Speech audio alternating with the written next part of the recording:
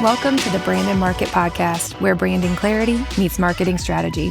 I'm your host, Allie Haney, founder of Brand and Market, a boutique agency dedicated to helping small businesses craft intentional brands and effective marketing plans. Each week, I share practical tips and insights to help you, especially those of you in real estate-related industries, build a standout brand to attract your brand's biggest fans. Let's dive in.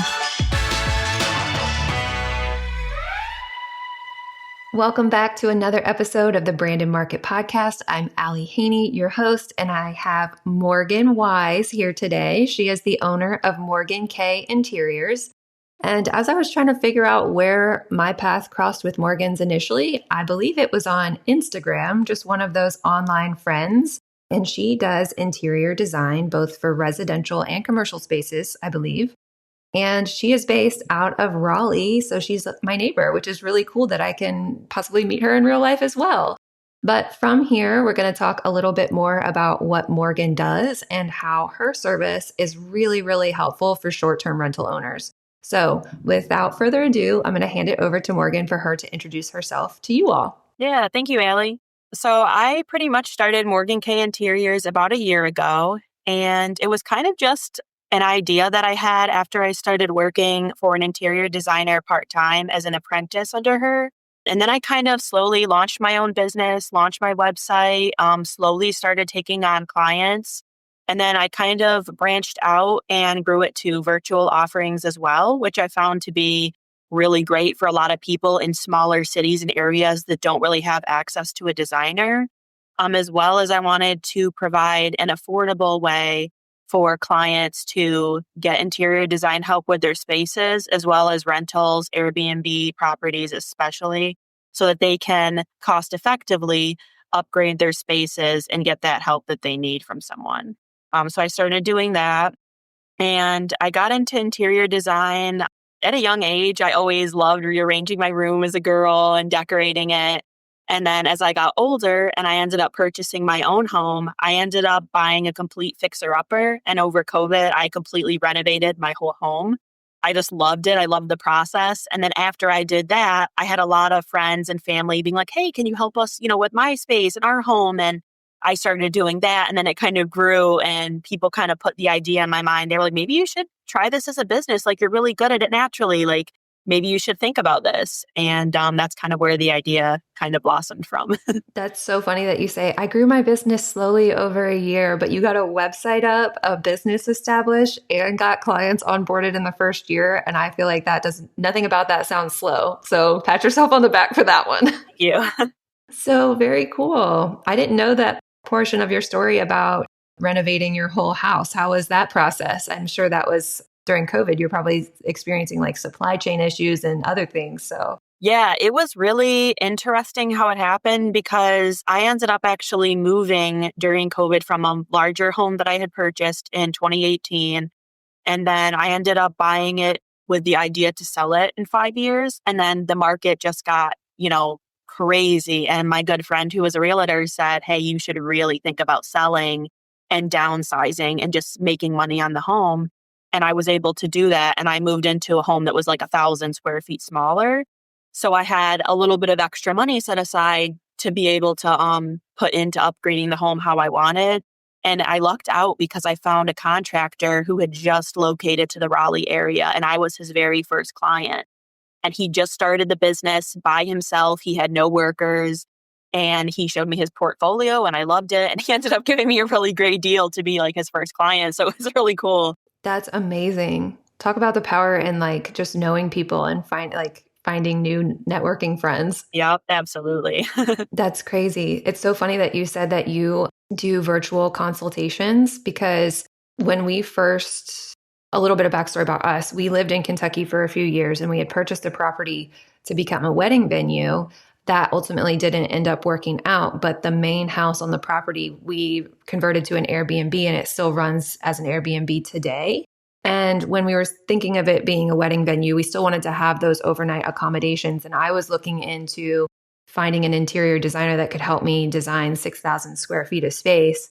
And I was just like, my jaw dropped when I saw the service fee because I knew that didn't include the furniture itself. And I was like, there's no way that I did not budget 100K, right? Like for this. And not to say that like I was undervaluing the service. I was very excited for the service, but it wasn't feasible in that startup phase. And so like I think that the virtual model makes a lot of sense and makes it so much more accessible to so many people, especially those that are making this investment into a property that's not going to be their primary home.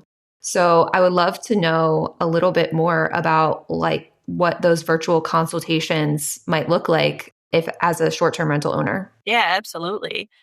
So I can take you through a little bit of the questions that I typically ask my clients.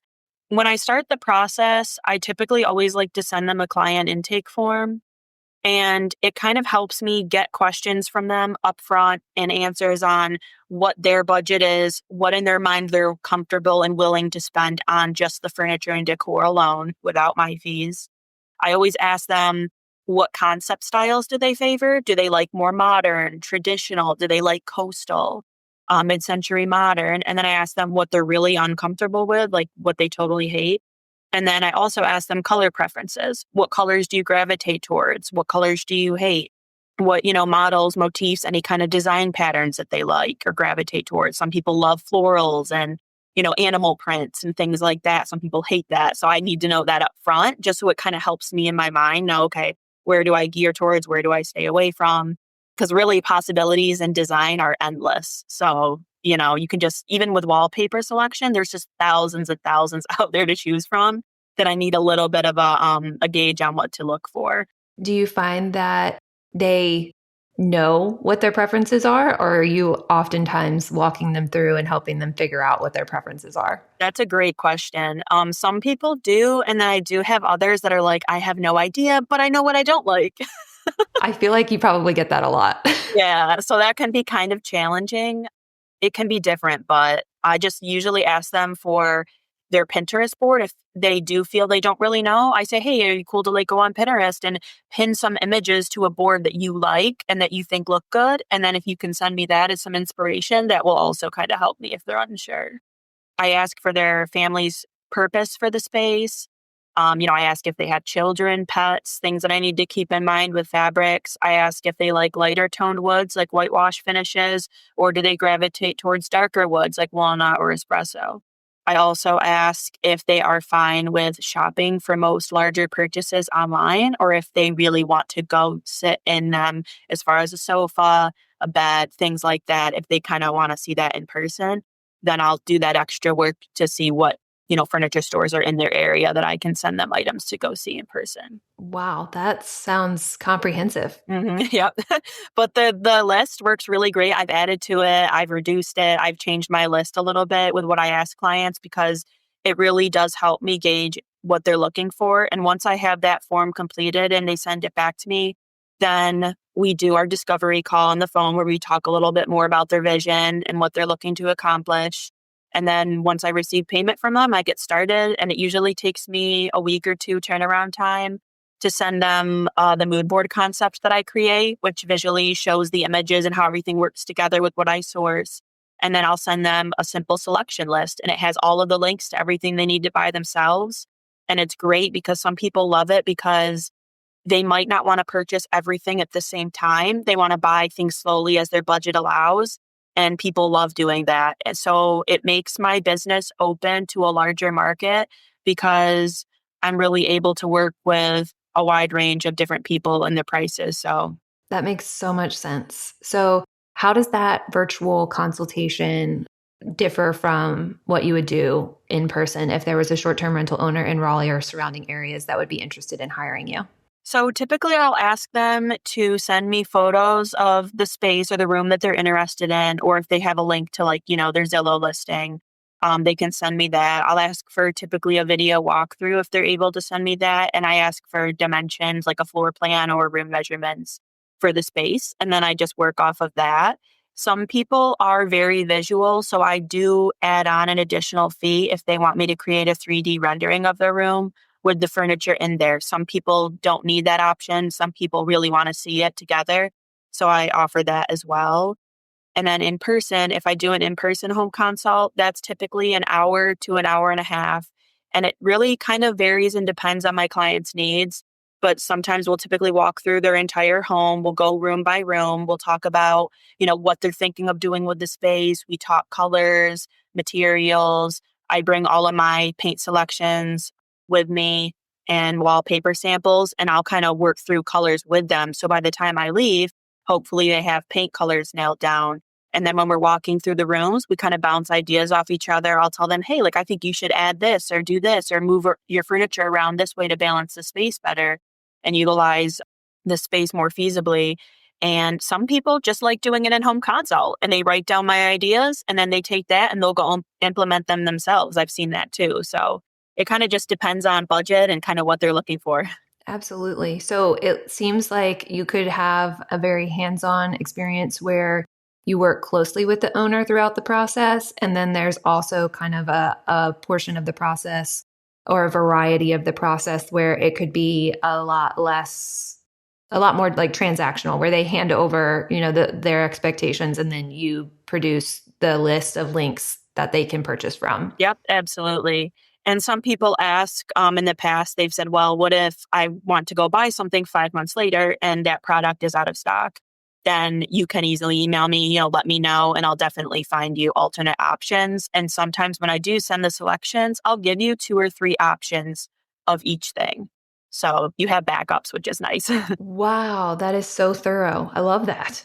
Because if other short-term rental owners or anything like me, it's like I have something that's on my to-do list, and if I cross it off, like as if it's completely done, I don't necessarily revisit it. So I could be like, schedule interior design consultation, crossed it off, but then I never ordered the things. Yep. Okay, so transitioning a little bit over into putting yourself in the guest's shoes at a short-term rental and seeing how interior design plays a role in shaping that first impression when you walk into a short-term rental.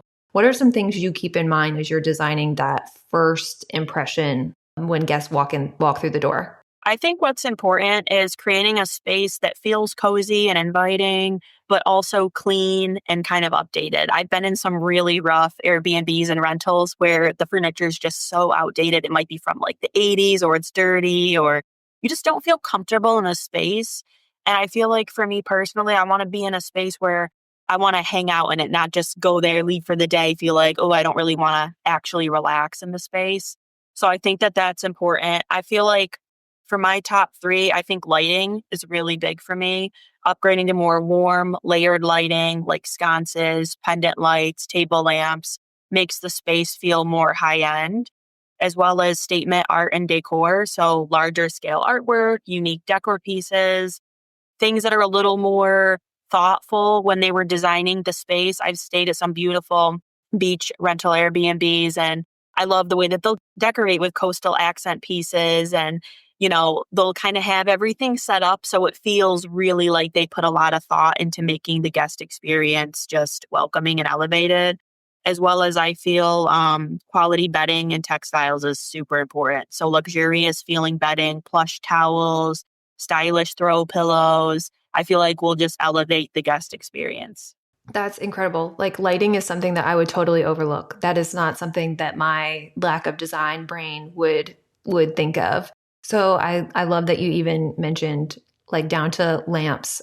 When we first furnished our very first Airbnb back in 2018 or 2019, I had this master spreadsheet list thing that I was like going off of for what I needed for each room. And each room I had like a bed, nightstands, artwork. Maybe that was like the main 3 things. So like when I got everything in, we put it in the room. There was this it felt like a bachelor pad, like dorm room almost, because we didn't have any rugs. We didn't have any lamps. We had some decor, but it was like this little 5x7 picture, maybe 2 of them. And it's totally different than walking in and having this like breathtaking, canvas there. So we quickly figured out that some of those things are basically non-negotiables. And it's funny because it's so different than styling your own home, because styling your own home, you're like okay with it if it's not all put together at the very beginning. You're like, oh, I'll grow into that. I'll buy some lamps when I see some at the thrift store that matches like the decor or whatever. But like it's totally opposite with short-term rentals because that first person that comes in there is going to want it to feel, like you said, cozy and welcoming. And so that was a huge learning curve for us when we first started our Airbnbs. Absolutely. Yeah. And I worked with a few different property owners where, I understand that they want to buy items as cheap as they possibly can. Like most of the clients I do work with for rentals, they want me to pretty much purchase things off of Amazon or Wayfair, like very, very inexpensive, which makes sense based on, what they're doing. But I also like to kind of remind them that with some items, like actually like the beds themselves and the sofas, you want to buy, I would say, a little higher quality because you don't want that stuff to get damaged, break easily, and then you have to go and purchase it again. So I think buying, a little higher quality on some items is better in the end result. I totally agree. I will say that with mattresses specifically, you mentioned textiles and linens, but to piggyback on that, mattresses, we really splurged on the mattresses at our Airbnb in Kentucky. And we get feedback on them very often that this is like one of the most comfortable Airbnb beds that we've ever stayed in because that's just, I mean, it's so nice after a long day out and about exploring that you have this like nice, cozy, luxurious bed to come sleep in at the end of the day. Yep. So, we already talked about some small but impactful design changes, lighting, decor, linens. Let's now think about it a little bit deeper, other than like the things that we can check off the to do list. How can short term rental owners really use interior design to reinforce the brand identity that they want for their short term rental? So I feel like design should tell a story about your brand. And if your rental caters to more, let's say, high end travelers, you should use richer textures, more neutral color palettes, statement furniture. Let's say, for example, if it's a more boho inspired beach escape, maybe embracing more natural materials, rattan, airy fabrics, light white fabrics, light blue, coastal tones. Even small details like branded welcome notes, custom color schemes, consistent design elements across the listings can strengthen the renter's identity and make it more memorable for guests. That's so true. Like, not only like what you want the rental itself to look like, but taking inspiration from the local area, the geographical location of the rental, I think is key because I keep going back to the rental in Kentucky, but that one is right on the Bourbon Trail and it's right outside of Louisville, where the Kentucky Derby is held. So we pulled in a lot of like local decor from that. So we have horses, kind of like figurines scattered throughout there, throughout the rental. We have little like, what are they called? Coffee table books, like bourbon coffee table books, right? That like different cocktails or things about the local distilleries and stuff. So I think pulling in inspiration from the local area is also really key in giving that like branded experience of what that specific guest is coming to the area to do, if that makes sense. Definitely. And since you touched on that, that's something else I love as well are little welcome packets put together, a little welcome book that talks about like the restaurants that they love in the area, the breweries, like things to go do. I always love reading through those because I end up doing a lot of those. And I love reading the little guest books where you can leave a little note and read from others and about their stay. I love that. So Me too. We have always put a guest book in every single one of the rentals that we have. And going back through there as a host is so special. Like seeing the life events that people have in this space is humbling. The first rental that we had was right near the beach. And it was also near a military base because it was actually our first starter home that we converted into an Airbnb once we left. And there were so many sweet moments that other people had in that house. There were baby showers. There were military homecomings. There were like college friends coming back to the beach with, their kids that since they made their families. Like it was just really cool to see the experiences that people had that were made possible by that home. And much, attribute that a lot to the way that we designed the interior of the house. For example, that house had a big bonus room over the garage. And we were like, what do we do with this bonus room? It's not technically a bedroom, but it feels like it was just a kind of a big question mark of a space. And so we actually ended up putting 2 sets of bunk beds in that room.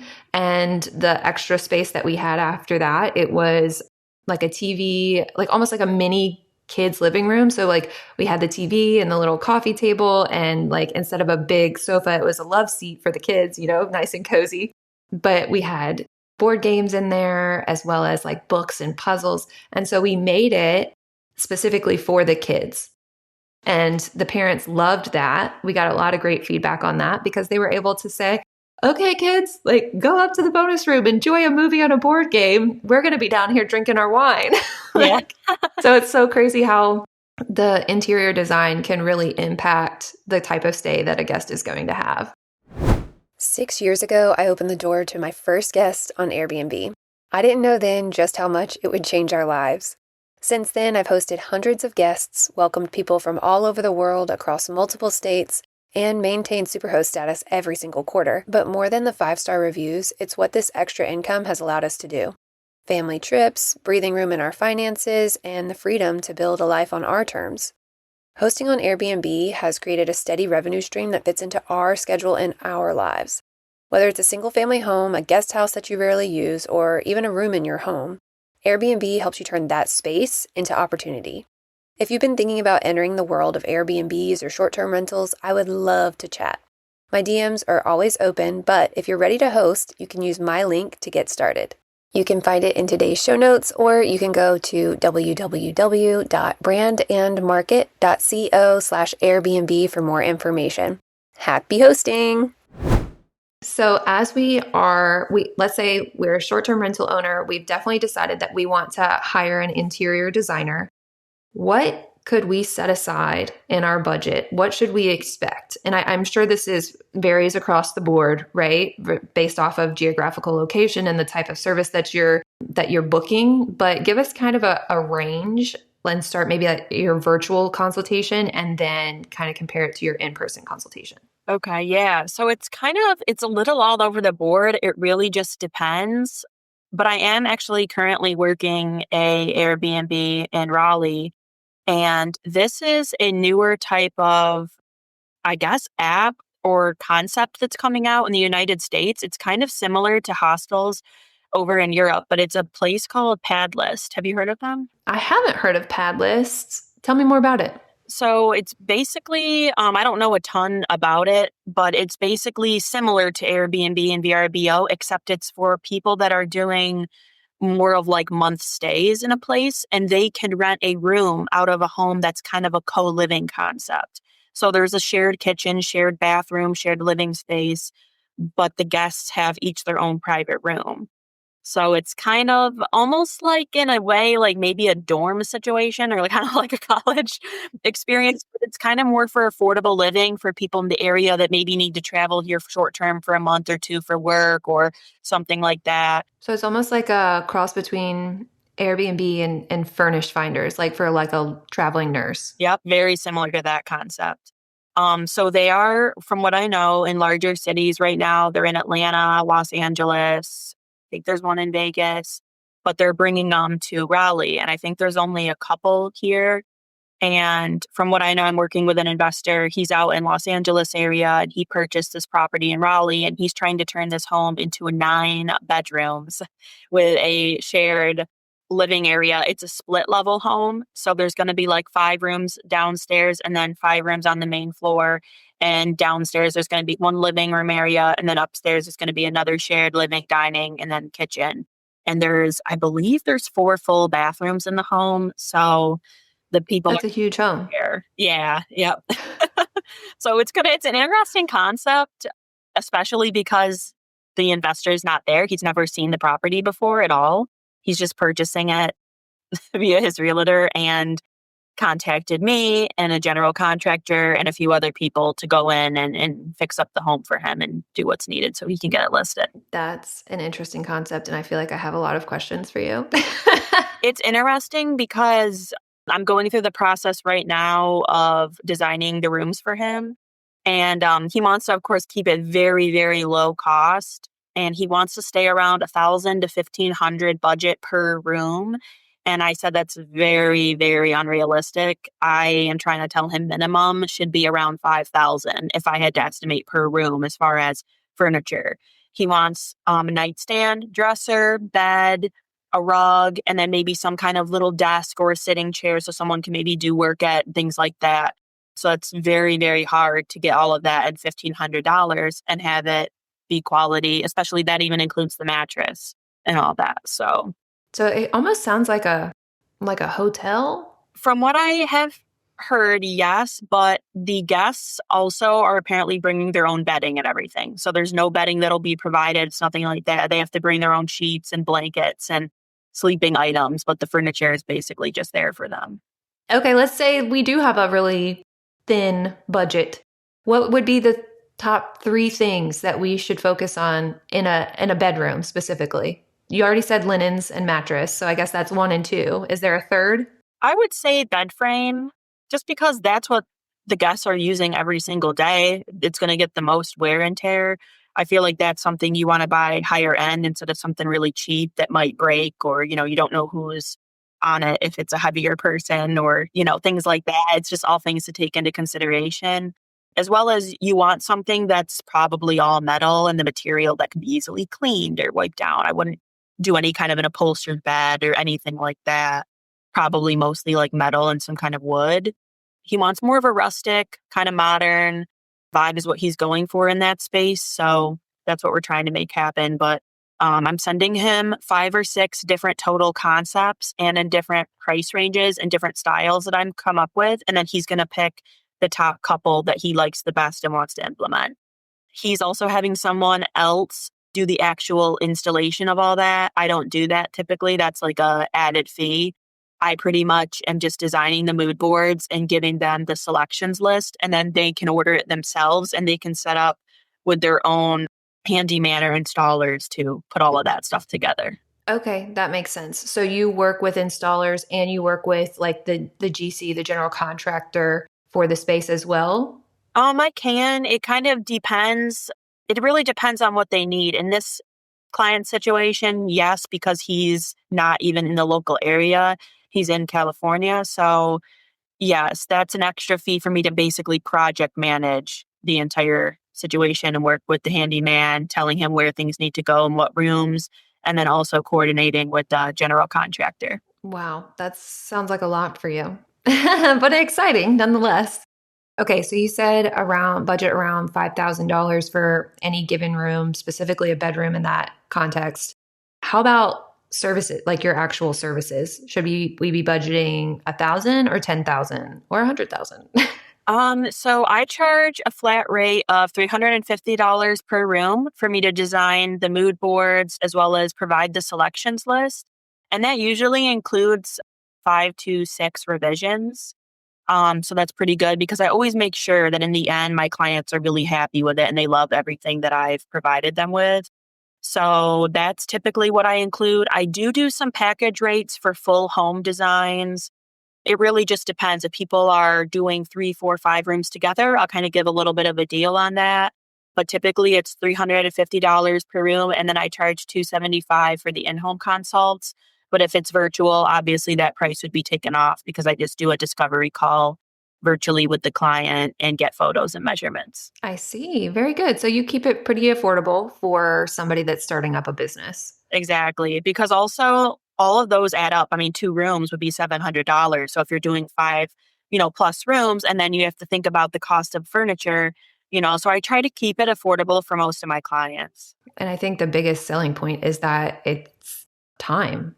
It would take me so much longer than it would take you to source all of those different textures and textiles, linens and stuff like that. It has in the past because I've tried to do it before and it's taken me a week to do one room. Yeah. And that's why some clients love working with me because I've had some people where they're good at putting things together and they have an eye for design, but they just get way too in the weeds of looking at too many things. I have a lot of clients where I will do bathroom renovations and kitchen renovations, which are two of my favorites. But when you start looking at all of the tile selections and all of the hardware and lighting, and people get way too in the weeds and overwhelmed, like looking. Wow, I like all these lights. I just can't make a decision. That's where I kind of come in and help really make the decisions for you, because that's why a lot of general contractors and builders will partner with me as well to help bring clients to me, because they don't want clients just out there looking at a million things, not making the decisions of, okay, this is what we're going with, because they'll just be looking for months and they're slowing up and holding up the building process. That is speaking directly to my soul because I'm that person that's going to have like 100 tabs across the top of the computer that like you can't even tell what the tab is anymore because it's so tiny because I've like looked at 50 different tile designs. That's for Yeah, sure yep, me. definitely. And that happens to me too. There are so many beautiful options I love out there, but I try to find two or three different solid designs for my clients. And then we pretty much just go from there and they choose one. That's kind of how I try to do it. Just makes it easy for them, and then they don't have to be looking all over for things. So, one of the questions that I had for you is kind of like how, as a short term rental owner, do you balance having that like aesthetic and that coziness, that welcoming atmosphere without being too cluttered? Because I know you touched on earlier, like going into a house and feeling it like outdated. And that's one of your pet peeves. One of my pet peeves is going into an Airbnb and having like so much decor everywhere that like I feel like I'm going to knock something over or my kids are going to like drop a antique. Like, so how do you balance that like functionality with also aesthetically pleasing? I pretty much try to look for the main items in a room. Like, for example, if I'm designing a living room, I typically try to stick with, okay, some sort of sofa or sectional, one or two accent chairs, a rug, coffee table. Maybe, depending on the size of the space, I'll do a small accent drink stand or an end table, depending on the space, draperies, couple accent pillows, and a TV stand typically, unless it's going to be mounted. But those are like my main things that I pretty much look for. Maybe couple table lamps. I like a nice floor lamp in the corner, overhead lighting. It depends if they want a ceiling fan or want like more of a chandelier style. But that's kind of what I stick with. I try not to, add too much more to that, because you don't want it to feel too cramped or cluttered. You just want to keep it really simple. And I try not to have too much decor items all over the place. I try to keep it really simple to how I place items, just so that things don't look cluttered on coffee tables or console tables. I guess that's what I was going for was like, we have a coffee table book and I think the remote control. I think that's all that's on the coffee table. It's like when I go into an Airbnb and there's like pretty glass things everywhere, I just get like, whoa, I do not want to break one of these things. Yeah, definitely. Yeah, typically for coffee tables, I always say like maybe doing two or three books stacked, I think looks nice, just to add a little height. Maybe adding like a little faux floral arrangement or some greenery looks nice. I love adding a lot of greenery in spaces, as well as, having some nice cute coasters on there. Maybe just like maybe a bowl with like some bead strands coming out of it, or maybe like a magnifying glass, some kind of fun little just decor accents. Even like those marble tic-tac-toe boards. Have you seen those? Those are really pretty. Those are great just for kids, and it's also nice for decor, and they're not really breakable. It's not glass or anything, so it should be pretty good to use. But little things like that I think are nice to add. Yeah, I love the coaster idea too because it like balances it brings color or a pop of something on the coffee table, but it also is very functional. Like, please don't mess up the furniture with your drink rings. Yeah, exactly. And that's another thing, is I try to look for furniture that is durable, where the top isn't going to leave watermarks or ring marks. I try to look for something that can be easily cleaned or wiped down. Even with sofas, that's a big thing, is getting like leather or something that can easily be cleaned, wiped down if there's spills.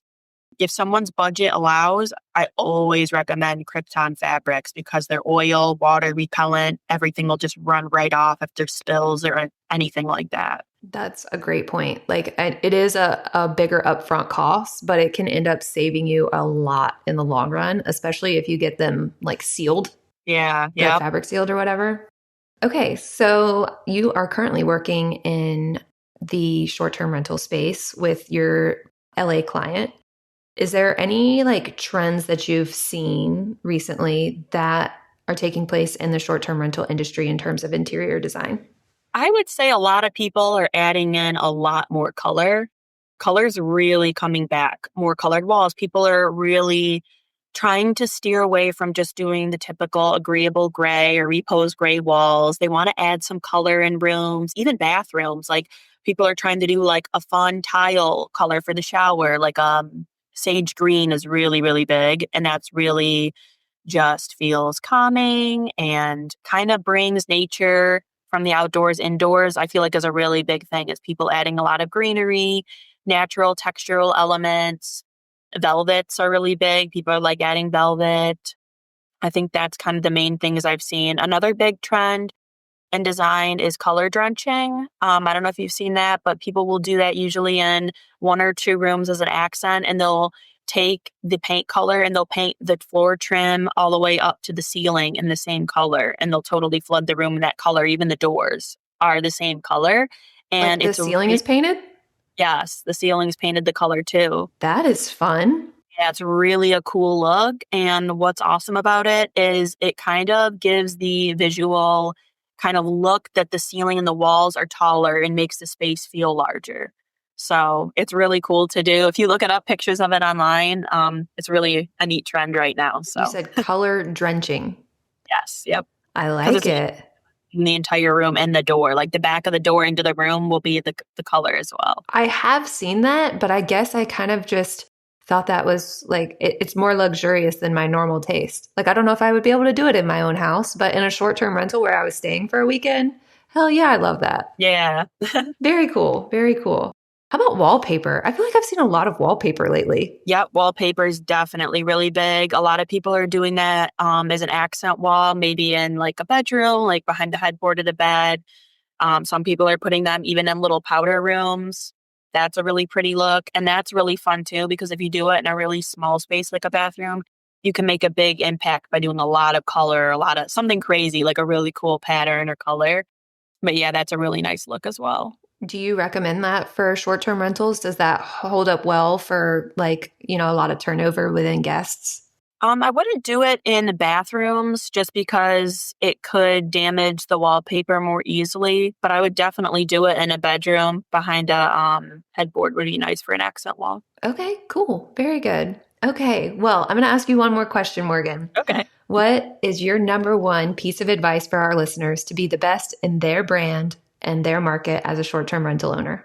I would say really put yourself in the guest's shoes and really kind of visualize and see what you would like if you were staying at a property as far as just amenities, those little touches like the guest book, the welcome book.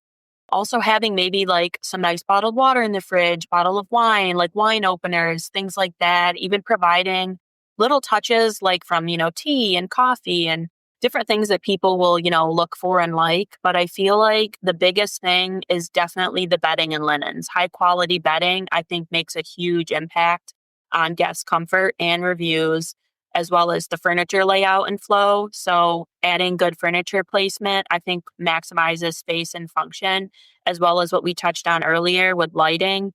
Just swapping out more warm, inviting fixtures makes a space just feel more cozy and elevated. Keep your guests at top of mind at all times, especially through the interior design process. I love it. Thank you so much, Morgan, for being a guest today. I would love for our audience to be able to catch up with you online. So can you tell them where to find you? Yep, you can find me at morgankayinteriors.com. That's MORGANKAY interiors.com. I also have an Instagram page, which is at Morgan K Interiors. And if you have any questions, you can reach me at my email at morgan@morgankayinteriors.com. You keep it consistent. I like it. Thank you again, Morgan, for your time. Yeah, thank you. You just completed another episode of the Brandon Market Podcast. If you found this helpful, please rate, review, and subscribe to help others find this show and so that you never miss an episode. Don't forget to take a look at the show notes for all the resources mentioned today. See you next Wednesday, and as always, I'm here cheering you on as you build your dream brand and business.